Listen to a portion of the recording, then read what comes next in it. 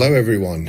Sorry that I can't be with you today. I'm afraid I'm driving to Tamworth on work at the moment. I've been asked to give a presentation entitled Navigating the Pitfalls of Using a Waiver of the Requirement for Consent, and to give you some practical examples. So I've got a little time just to take you through this. I do want to acknowledge obviously the sponsors, Health Translation Queensland, and the sponsors that are up here on the first slide, RX, Praxis, Bellbury and Salinger Privacy, for all the support for this meeting, which is so important.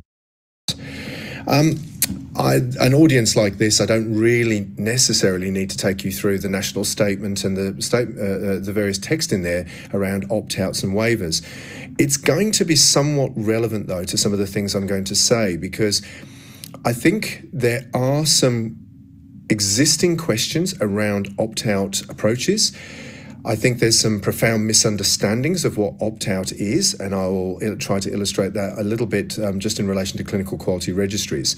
And of course, waiver is a function where an ethics committee in many instances is acting as the legal advisor. It's fulfilling the law, the various state and territory legislation around accessing personal health information is only permissible in the context, unless it's with consent, by a waiver of consent, and only ethics committees can do that. So it is behovent on them to really understand the framework.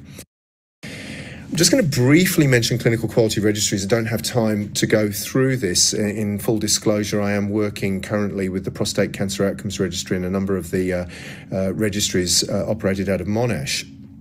And I've been working with Queensland Health on the Public Health Act in relation to some elements of this. But I think there was a profound misunderstanding when I started work on these that it was under an opt-out consent, and it isn't. It categorically isn't. People are identified as being eligible in clinical quality registries, which really are clinical quality activities, not research primarily, but their inclusion and the eligibility screening is done with a waiver of consent. Then those people identified as being eligible are written to, and they have an opportunity to opt out. But if they don't opt out, then legally their inclusion is a waiver, not due to the opt-out. And I think this is some people do get confused about that, and they say, oh, well, you should do an opt-out instead of a waiver, but that's to misunderstand that, in fact, an opt-out is a waiver. So when we look at 2310, there's a whole range of things that people use here to evaluate whether or not you should apply a waiver, and I'll give some examples. But these are perfectly reasonable. They align to some extent with the guidelines approved under Section 9595A and some of the statutory guidelines for the various acts in the states and territories. Not entirely, and there are some important differences, but so New South Wales and Victoria, for instance, say, well, wherever you've applied the Section 95, well, then it's similar to their statutory requirements. It suggests that it's no more than low risk. Now, that's a really interesting one because, again, we need clear definitions of low and more than low risk. There has to be some evaluation of the benefits, and this is about the public benefit rather than the benefit to individuals in most instances. And the impracticability is really the issue here of saying, is it possible to get consent? And if it isn't possible to get consent, not just that it was difficult or it was inconvenient, but it was really impracticable. And there are really good reasons for that. And then D, I think, is the no known reasons, is where the consumer engagement is so important. This is really an element that I think is underdone in the country when applying waivers, and my experience of being on ethics committees is providing clear evidence that this has actually happened. And then obviously there are other things around protection of privacy and the data plans and the fact that it's not prohibited by law. One element of the national statement, and I'll be interested to hear the feedback on this, but I'm yet to see an instance where any organisation in Australia that applies waivers of consent makes it publicly accessible. Annual reports are not shouldn't be thought of as publicly accessible because they're just not, people aren't reading them? Is it on the website? Is it made more public on the departmental? If it's a department that's doing the waiver, do we make it available? Do we advertise this? And I think that public trust, that public engagement is really critical about this. And I would welcome any suggestions as to doing that better, because my understanding is it's not done at all.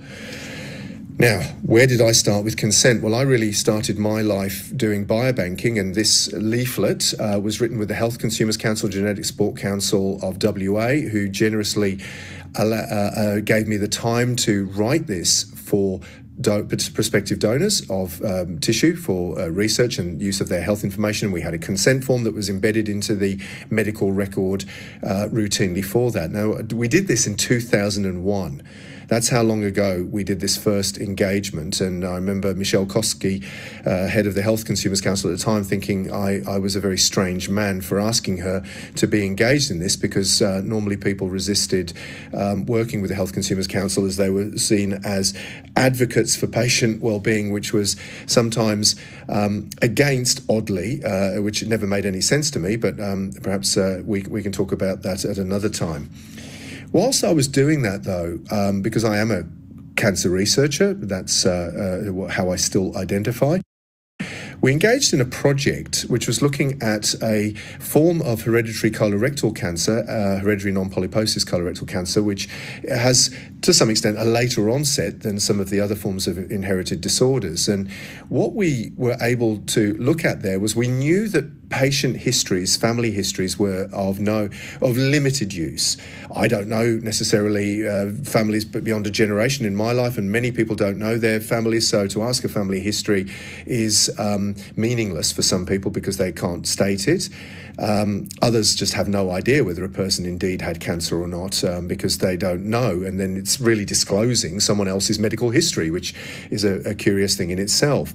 So the biological discoveries, which are rather remarkable, and you can see in the slides here, C, for instance, and D shows a loss of a protein that would normally stain brown in people who have a loss of a gene or silencing of a gene, which can either be sporadic or hereditary.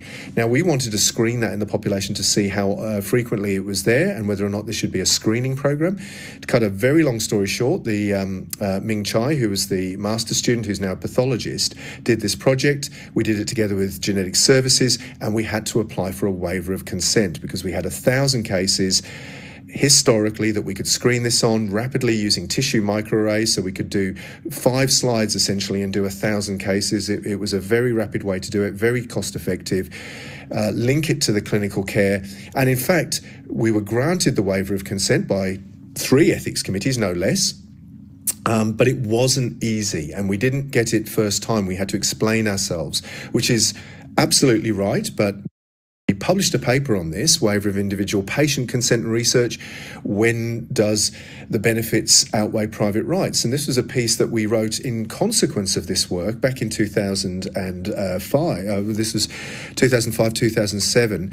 And really, the idea here was that we truly felt that this work was in the public benefit, and in fact we identified people who could be, their lives were literally saved by the screening because we could identify that they had an inherited disorder, and we could screen them for the early lesions and prevent them getting a deadly disease.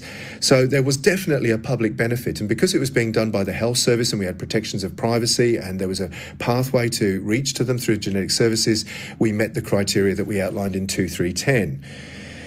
But would we do that? You know, we said we shouldn't do this lightly, and ideally, because we were then doing prospective consent, there'd be a point at which in the future we would never need to do this again because we had prospectively asked for consent from all the people that might be included in such a study in the future. And this necessity for a waiver could be So we started to think also then, is the consent working? And this is work we were doing with Judy Allen and others in a project that we ran in, and we had, thanks to Belbury, who sponsored the master's student, and we did this work, which was interesting in that it suggested to us at this time that patients actually put a lot of stock on their doctors, we kind of knew that, and on the institution to be trustworthy. And they actually said, we like to be asked, but we're not going to read all the details and we're not going to go through it, and there's no good time when you've got a diagnosis of cancer, and actually we kind of trust you to do the right thing. And what it really told us was that the diagnosis of cancer is actually the thing they're really worried about, and they're very happy for you to do the research, but you've got to have a framework of being trustworthy. So what does that mean in practice? And that's really where we're going to get to in some of the other work. Similarly, I took a bit of a right turn, if you like, or left turn, a bit of a career trajectory, and started working more in clinical trials than just in biobanking, and came across an area that was about comparative effectiveness trials and self-learning healthcare systems, where the question itself was a comparison of two standards of care that patients could receive at the same time, depending on who their treating doctor was, depending on the institution, and where there was true clinical equipoise. And some of the articles at that time were asking the question, in Nancy Cassie's group and others, do we really need to do the full consent for those kinds of treatments, or should we just do the regular consent to treatment? Is that enough?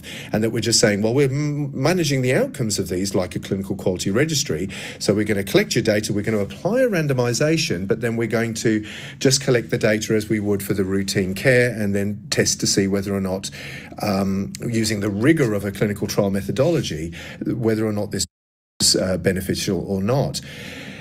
And I'm just going to whistle through because we don't have a lot of time here, but this is some work that my friend and colleague Nick had been doing, learning health system with his colleagues in New Zealand, and had published in the European Society of Cardiology. And really, it's a question of, could you randomise people who are undergoing heart attacks and treatment for their heart attacks without prior participant consent? And they had some people saying that this was unethical, that without the prior consent, but then it's really difficult to recruit people when they're clutching their chest who are having a heart attack. And both of the practices are in widespread use. There's safety profiles and arguments about both, and have the argument that they're truly in clinical equipoise. Anyway, that study went on and demonstrated some advantages for one versus the other, and you can read the paper. I haven't got time to go into it here.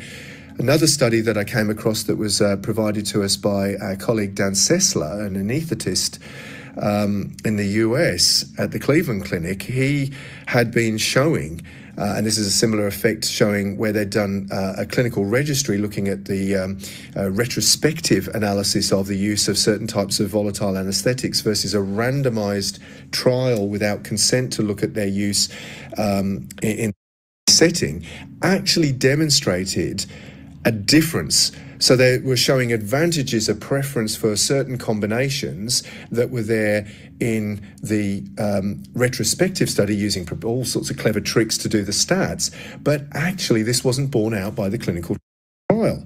And the clinical trial, if they hadn't done it, they would have made a false assumption. So as they said, had we relied on the initial retrospective study, an inappropriate decision would have been made.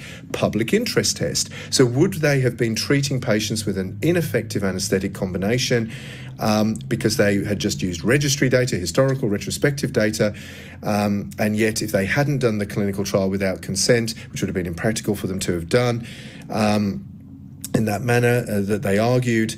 And so the question was that ethical?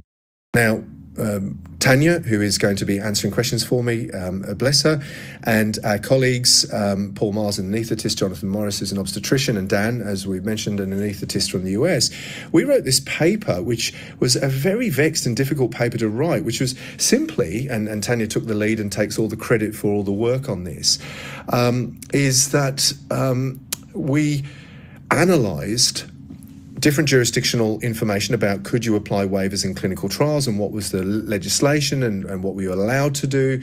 And it went through, we got rejected by a couple of journals, and then it went around for several rounds of peer review, and there was some people who said this is fantastic and some people said you're evil, and so it was a very difficult review, and it led to the editor writing a piece on this and in an accompanying article suggesting that in fact it was a really important question for us to be debating, and that the jury wasn't out, but we had provided, and Tanya had done all the scholarship on this, the elements around around it. And I'm going to quickly whip through these for you, but basically we try to define what was a pragmatic trial. And so, the idea that it was very difficult to get consent because you needed thousands of patients to be able to do sometimes these non-inferiority type trials where there was a small difference between the groups, but it would manifest and would be very important at a population level. And then also the problem is that, people would know necessarily what they were getting and might make choices, and then for various reasons introduce biases that would eliminate them from the true randomized study, which would potentially give a misleading answer. So it had to be usual care, and there had to be minimal disruption to the standard of care treatments, and it was essentially the idea that traditional consent would really make the trial impossible to run, and we would never know the answer then. And so there were different models: simplified consent, altered consent, and a full waiver of consent. And so there are different layers to this, and we're not advocating for waivers of consent. We're sort of suggesting that there could be simplified versions, which was, as I was saying, the leaflet written by the Health Consumers Council. As they said to us at the time, who you're writing this for, the Ethics Committee or for us to communicate with us. And I think that has stuck with me, because it was like, well, what is the information that we need to give that makes a critical decision? This idea that informed consent is really valid consent, but what is a valid consent? Do you have to test? Do you have to do a multiple choice test to make sure someone's understood all the risks? And is it adaptable based on what the risks are? So, verbal consents. Is it short? Is it standard, similar to the standard surgical consents or the consent to anaesthetics? And then right through to waiver.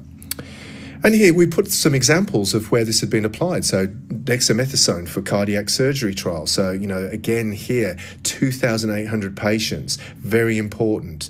High-dose dexamethasone against post-operative complications and after cardiac surgery. And there's trials that have been approved now that are going through this, and I'll mention a few of them, through the NHMRC's clinical trials and cohort schemes, which, have $5 million budgets, but they really need to do a modified consent because it's very expensive. And so whilst it sounds like a lot of money, 5 million, when you've got 2,800 patients and in some trials 5,000 patients, if it's $100 per patient to recruit into the study, or $200, that's a large amount of your budget just going for that consent process. This was a very vexed trial, and we haven't got time to go into it, but I'm sure people will debate it at some point. And then something even simpler, which was like, if we use a disinfectant to wash a person, which one's better? And again, this was a very low risk sense that you got a waiver because it was deemed to be non-interventional in that sense. So you could say, if we're simply asking people whether they like vanilla or chocolate ice cream, then, is that eligible for a waiver of consent? And I don't want to trivialize these, but there has to be a level at which these are judged to be of very, very low risk. And so we looked at the key preconditions, and we were talking about, again, the same things that we picked up in the national statement. No more than minimal risk. It's impracticable without using the alteration or waiver of consent model. And I don't think we need this absolute waiver. We can do the altered. It's not an opt-out as such, but it can be. And I've just worked on a clinical trial with John Zalsberg about this, which and Charles Pilgrim, who are the lead investigators, on using a synoptic chart, a bit like a pathology synoptic chart, which summarizes in a rigorous way a radiological review of pancreatic cancer, where the argument is that if the radiologists use this as part of the multidisciplinary team meeting, does it change the way in which resectable margins are managed? And so the randomization isn't of a patient, it's at the cluster of a whole hospital level. Some hospitals are already doing this. We're only randomizing those, and it's a run-in trial. So as the cluster goes, everyone's doing the standard of care, and then gradually clusters come on and start doing the synoptic report. And so there is an ability to discriminate. This is terribly important. We think these kinds of trials are the way of the future. So ethics committees are really going to need to create this community of practice to be able to work through these issues. And I think that this is really the challenge for a meeting like this, and for ethics committee members and for researchers to come up with that community practice that utilises this and can apply these kinds of things. And I'll end by saying that we had a full consumer panel of people with lived experience, and even with that, additional questions came back from the ethics committee to make sure that we'd really argued the public benefit. So the consumers had said, we think this is a fabulous idea, we think this is worthwhile, we think this meets all the tests. They helped us write the letter to ethics, and yet it still came back from the ethics committee with multiple questions from the legal and others who said, well, we're not quite sure. So I think it's really important that community is listened to in the future. And I'll end there, and there'll be questions. Thank you.